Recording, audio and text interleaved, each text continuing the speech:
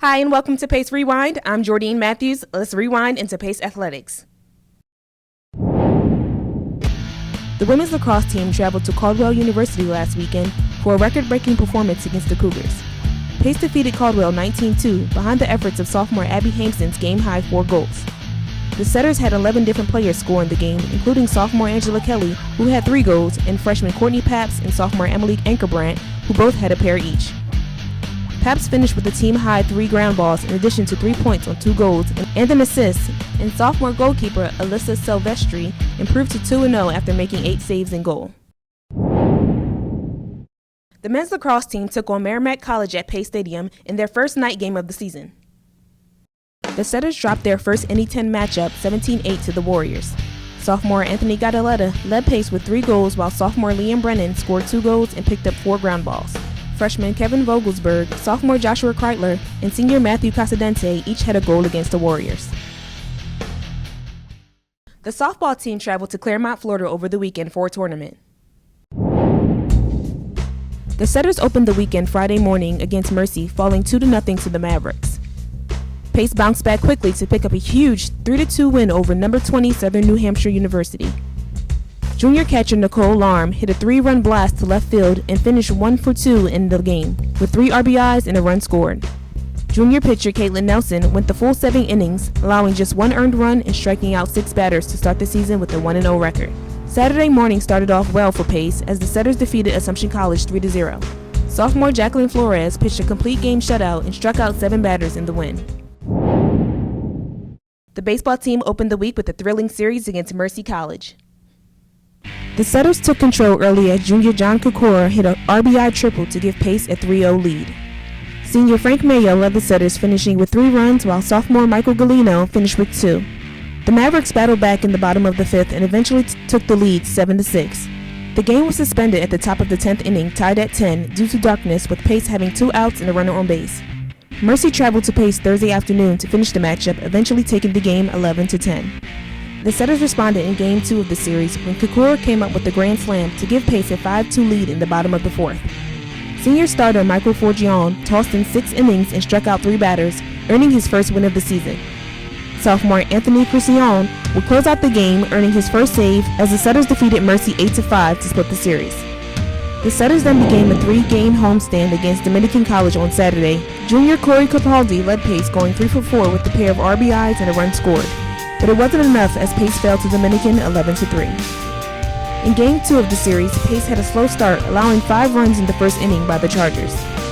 The Setters fought back as senior Josh Guerin pitched a complete game, striking out 9 batters. Senior Andrew Coffey and Capaldi would go 2 for 3 and adding 2 RBIs each. In the final game, senior Dylan Mouzakis sped up the game in a pitcher's duel with the Chargers.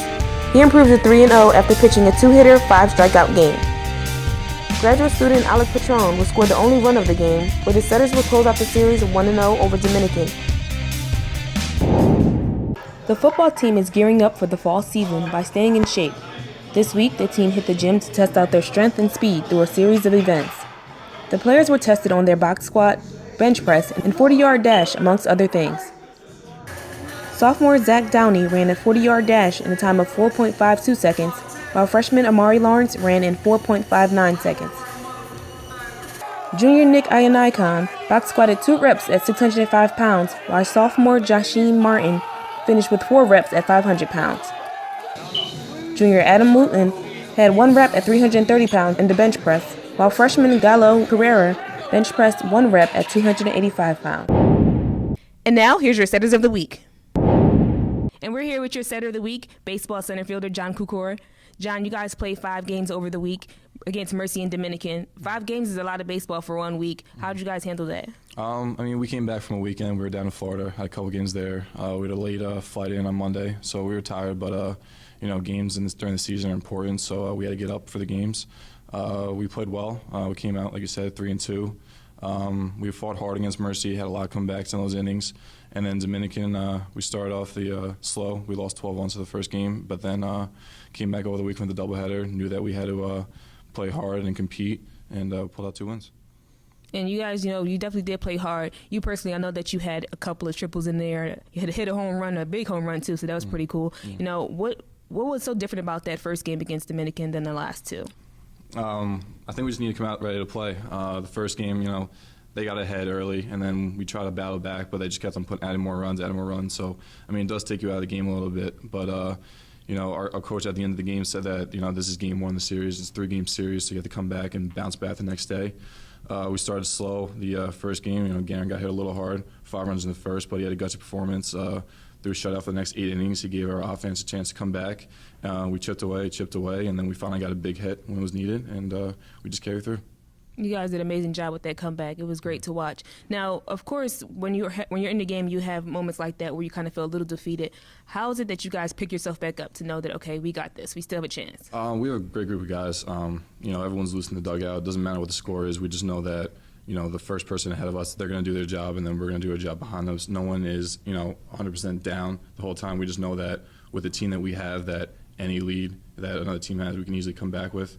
So we just stay composed, stay confident in what we know we can do, and just chip away the whole time. We look forward to seeing more great performances over the season. And, of course, we have to ask you, how does it feel being named Setter of the Week? It feels great. I've been working hard, hopefully, and, it's great to be recognized. And there you have it.